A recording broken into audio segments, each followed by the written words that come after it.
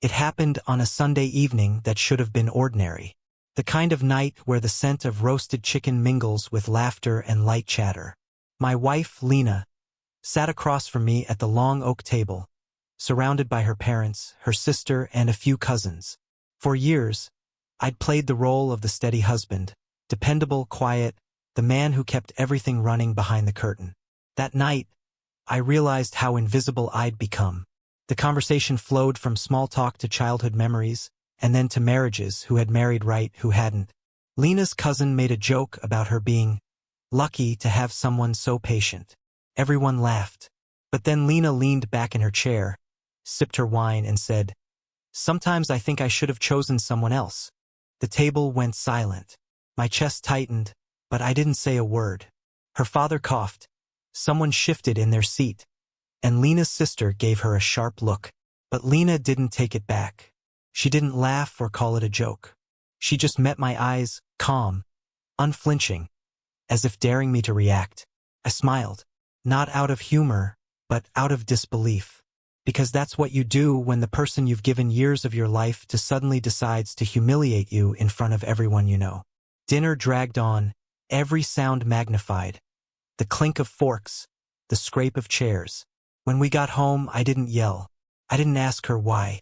I simply walked to the bedroom, opened my drawer, and began folding my clothes. "Ethan, what are you doing?" she asked, her voice finally breaking.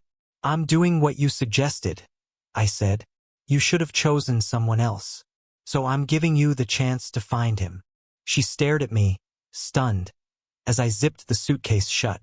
She reached out, maybe to stop me, maybe to speak, but the words never came, and I didn't wait for them. That night, I drove until dawn, no destination, no plan. Just silence and headlights on an empty road. I ended up in a small coastal town 2 states away. I rented a modest apartment above a bakery, found work at a local repair shop, and started existing in the quiet. For the first time in years, I could breathe without waiting for her approval. The noise in my head began to fade. The constant pressure to be perfect, the subtle jabs about income, appearance, or ambition. It was like stepping out of a storm I didn't know I'd been trapped in. The mornings smelled of coffee and sea salt. The evenings were filled with old jazz from the radio. I didn't talk about her, not even when kind strangers asked why I'd come alone. 6 months passed. Seasons changed. I had almost convinced myself she was just a shadow from another life, until one day, I saw her name again. An email, sitting unread in my inbox. The subject line was simple: "Please read this." I hovered over it for minutes, debating. When I finally clicked, her message was short, almost desperate. "I know I don't deserve a reply, but I need to see you. Just once. There's something you should know." I deleted it, or at least I thought I did.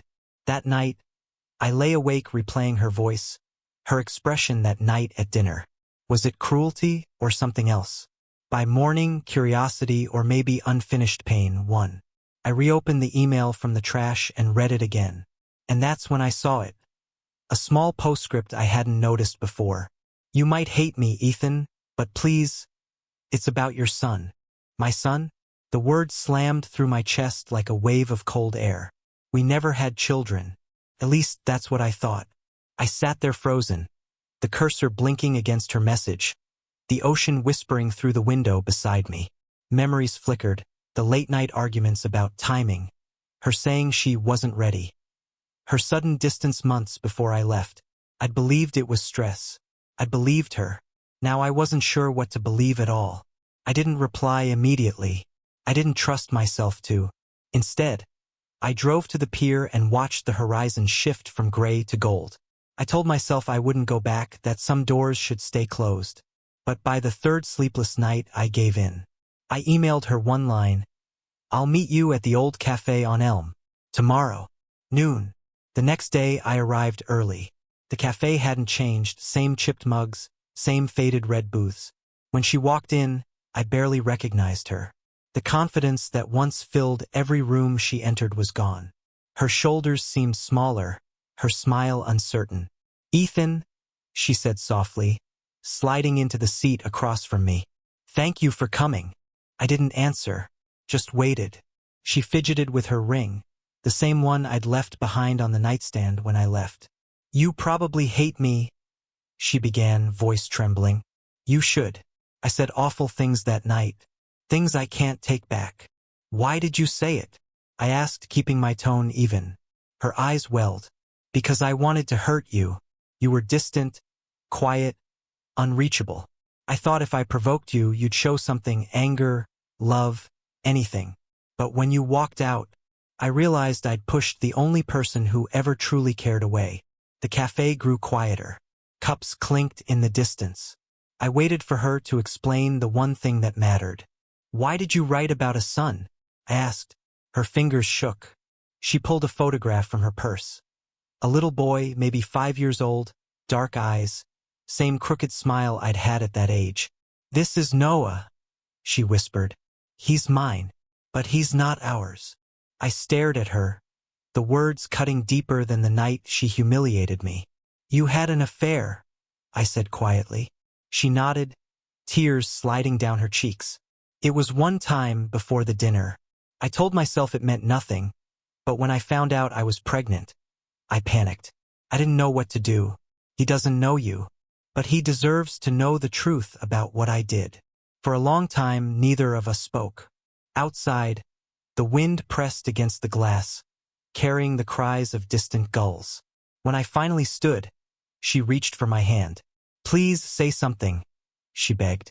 I looked down at her, at the woman who had once been my world and then my ruin. You already said everything that mattered, I replied. You said it that night in front of your family. She broke down, her sobs echoing softly through the cafe. I didn't comfort her. Not because I hated her, but because I was done being the man who carried her guilt. As I walked out, I heard her whisper through the tears, I wish I could undo it. I didn't turn back. 6 months later, I heard from her sister. Lena had moved away, raising her son alone. She'd quit her job, sold the house, and started volunteering at a local shelter. Her sister said she talked about me often, not with bitterness but with remorse. Sometimes, when the nights get too quiet, I still think of her. Not with love and not with anger, but with a strange kind of acceptance. Because that night at the family dinner, when she said she should have chosen someone else, I thought she was wrong. Now I realize she was right. She did choose someone else. And so did I. I chose freedom.